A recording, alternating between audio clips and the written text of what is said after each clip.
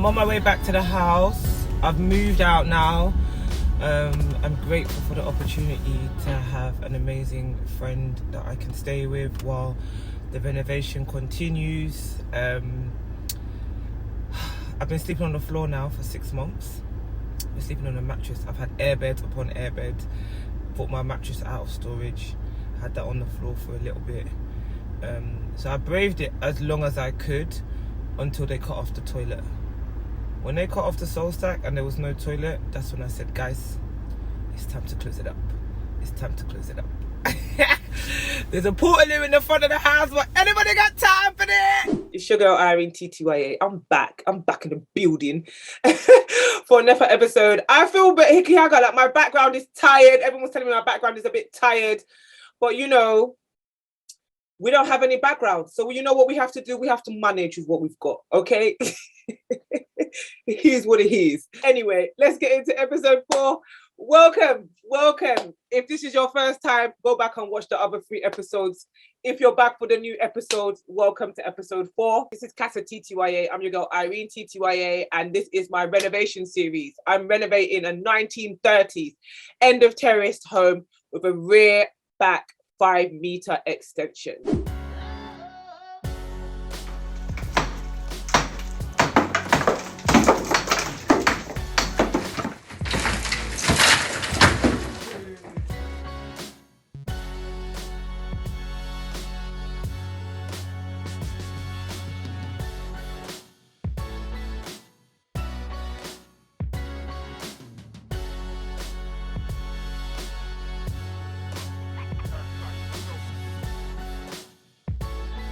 Welcome to the madhouse.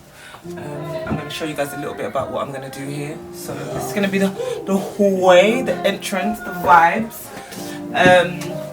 This is going to get closed off. So this is going to be one long corridor. And then you'll be able to step into what will be my new kitchen. Still a work in process. They've put the first beam in. There's another steel beam to go in over there. And then they can kind of start doing all the inside. So there's still, I say we're about halfway through this project. There's still quite a bit to go. All the old kitchen units going out, getting a new boiler. So still quite a bit to do. As you can, like, this is the first time I've been in here with like my actual outdoor clothes on. So guys, I have to have indoor clothes because the dust is on another level. Things are progressing. I'm really excited that now we're at a point where I can start my internal works, and what that involves is completely stripping out the house. So we've stripped out the house, the electrics are going in, and that's the first phase, as you guys saw a little bit last week. So we continue with the inside job of the electrics. They're completely doing a whole new rewire, so all new sockets, all new switches. I'm doing spotlights all over the house. At this point, I have 76 spotlights, but guys, it's going to increase and Connor's going to get mad at me. But it's going to increase. But we're going to add in some pendant lighting. We're going to add in, so we've got a pendant over the island. We've got some like, I want to say lopsided pendant lighting in the living room. We've got some mood lighting. My plan is for mood lighting to have it all in warm white and then to have my spotlights in like cool white. So I'm really, you know, playing with the lighting. I'm feeling like I'm lighting extraordinaire. Basically, I've got a triangle apex here, which is at the top of the extension. So basically where my house peaks like this. So imagine in this triangle is a piece of glass. So to stop the birds from, at the beginning, they just boarded up the back and left that triangle piece open. And I was like, hey, are there not birds that will be nesting in here? We can't have that place. So they just did one higgy hagger with tarpaulin. They used the old cupboard doors. Anyway, alas, the back of my house is looking like one kind of ratatata. Tarpaulin is in, the back of the house is secured, the insulation is going in. So the insulation happens now, and I'm really excited because I can start to see progress. With the insulation going in, the guys have also done the first fix electrics in the extension, and the concrete pour has happened. So the concrete is like the substrate of my flooring. And then you have your screed, which is your level flooring with the house. We've done the tiles on the roof. So the roof is looking sexy, I can't lie. So we've done tiles. I've got 4 Velux windows in. So again, I wanted lots of light to come into the property. So that was my whole aim. The roof tiles, I actually wanted grey roof tiles, but guys, the wait for grey roof tiles was 10 weeks. 10 weeks for roof tiles. I said, yeah, but I will dive on the line with the red ones. It's fine. Let's go. But actually, at the beginning, I was a bit like, I'm not really sure about them, but now I actually really love them. It's like my little Red Riding Hood house. It's like its own little vibe. And the actual thing is, I've got red tiles on the side of my loft extension, so it all kind of matched. I just wanted to do modern effects, you know, because I was thinking of having bifolds. I was trying to do like anthracite, let the anthracite be matching up and down. But so you need to pray for good weather, guys, when you're doing an extension, because weather can hold up delays. If it's raining, they can't do the roofing. So we had like a lot of time where we had to wait for the weather to be right before they could do the roofing. So we have Mr. Tyrone Williams. We have T Property Services doing all my inside. And I was really excited to work with Tyrone because I'd actually seen some of his work previously. Shouts out to Lydia. I know he did Lydia's house. But I'd actually tried to book Tyrone before that, but he was busy. But shouts out to Lydia because we all saw kind of an amazing job that he did on Lydia's house. So yes, I really wanted Tyrone to wait. I waited for Tyrone, who was booked and busy. But Tyrone's doing all my inside. I'm excited to get things popping with him. So he's doing all my new bathrooms. We're doing herringbone floors. But I'm going to hand it over to Tyrone, and he's going to talk about what he's doing in Casattya. We've got my team doing their finesse as we do. Down here we're going to have herringbone flooring throughout, going from the front door throughout the corridor. There's under the stairs has been opened up, so you'll have a downstairs toilet and a utility room. The entrance to the living room, which is currently behind me, has been repositioned, and as you can see, the lintel steel beam's been changed and to create a larger opening. So that living room will kind of tie into this one again with the herringbone flooring flowing from room to room, giving it that look. And yeah, we're going to be working our way up throughout the property, doing various bits. Big job. We're going to start at the top and we're going to come down. So hopefully Tyrone will meet the extension guys and we'll be able to finish simultaneously and everything will make sense. So at the top, we're going to start with the toilet. I've got a washroom up in the loft and I've got a washroom going in under the stairs downstairs on the ground floor. I'm working with Carpet Right as well. They're doing all my carpet. So excited for you guys to see like that whole process and what I've chosen. But I really wanted Carpet Right to have a good foundation, a solid foundation. So a lot of the plywood that was damaged or cracked or creaking, we've made good. So we're nailing everything down. They're like putting new plyboards where the ones that were damaged, just so there's no point me spending all of these coins, guys, and my house is doing rickety rockety, higgity haggity. We don't want that. So alas, let's just start from the beginning and lay good foundations and build on top. So these are the tiles I've gone with. They're rack subway tiles in a colour called Moroccan. So very nude tones. I'm still deliberating whether I'm going to halfway tile or full tile this wall. So this is where sink, some sort of storage, taps, mirror, lighting, shaver socket.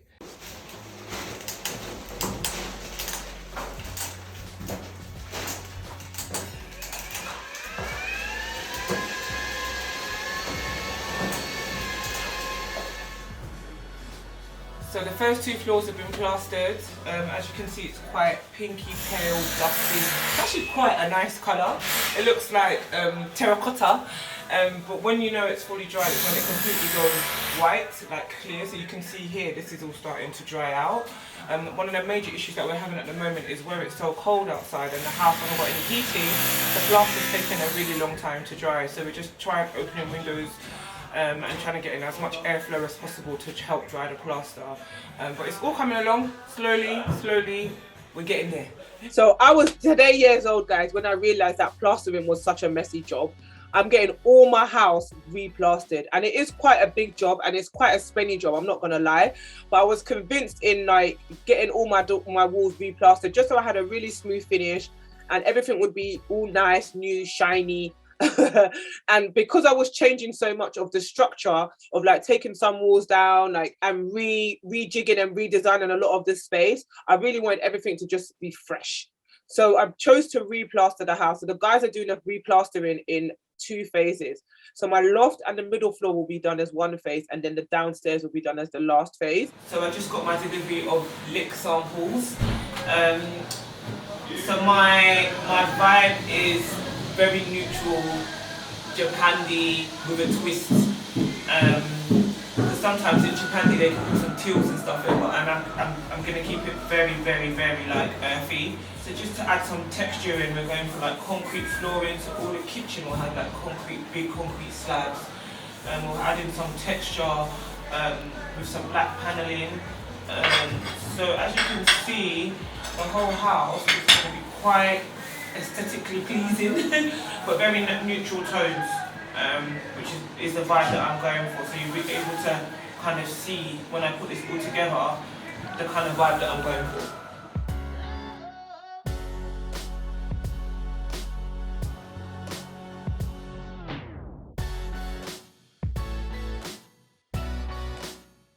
I think the biggest thing that I've learned through this project is the fact that your ideas have to align with the space that you have.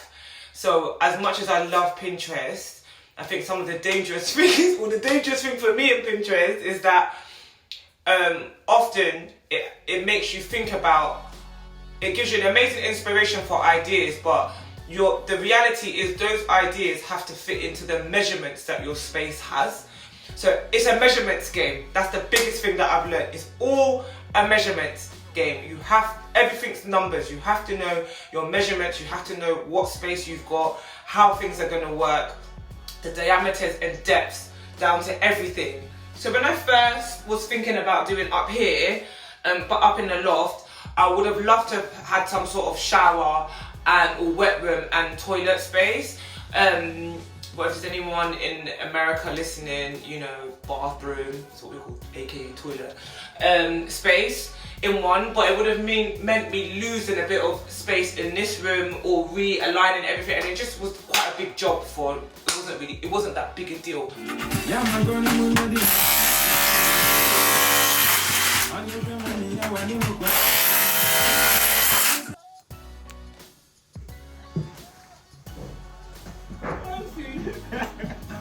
Make sure you call us back, you know, in the next house. Don't teach you too much, you know, bro. Yeah, he does next. Give me that.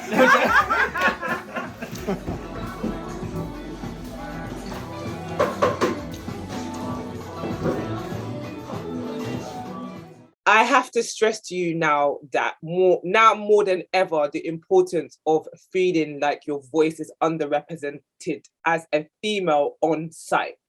Yeah, I'm not even going to delve too deep into it, but I'm just only talking from my experience. I'm not generalizing here.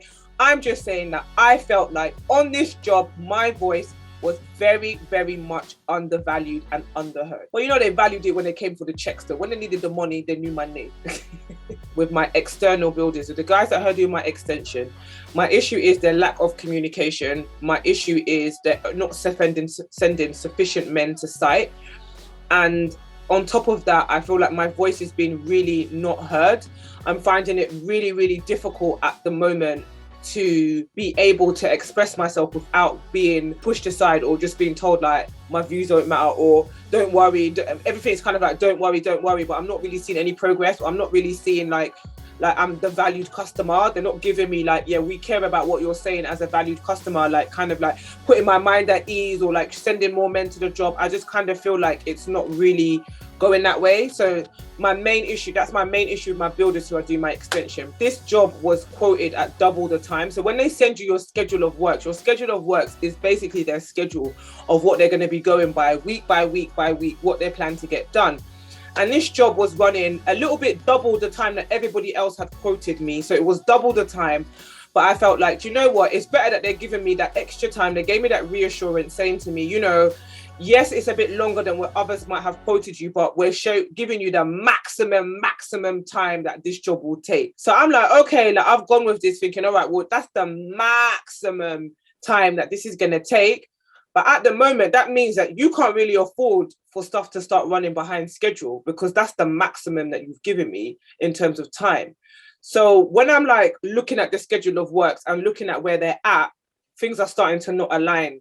And when I'm highlighting it, I feel like my voice, they're either telling me, oh, it's fine, or they're not responding. That's the main issue that I'm having at the moment. It's just communication. And I don't know if that's a thing across the board, but I just feel like a good tradesman would be able to communicate to their client to a satisfactory level the progress of their works, even if they're coming into any difficulties.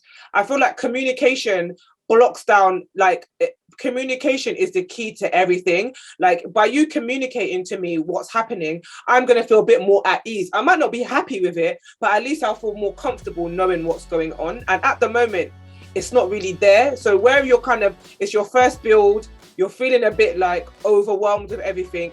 You've literally seen the back of your house being tore open, and then your builders stop communicating with you. And you hear all these horror stories about builders taking people's money and like, you know, not completing the works. So your mind just starts running at 100 miles an hour. And for me, all I can continue to say is that we just need to pray on it, because right now, the communication level, guys, is not there.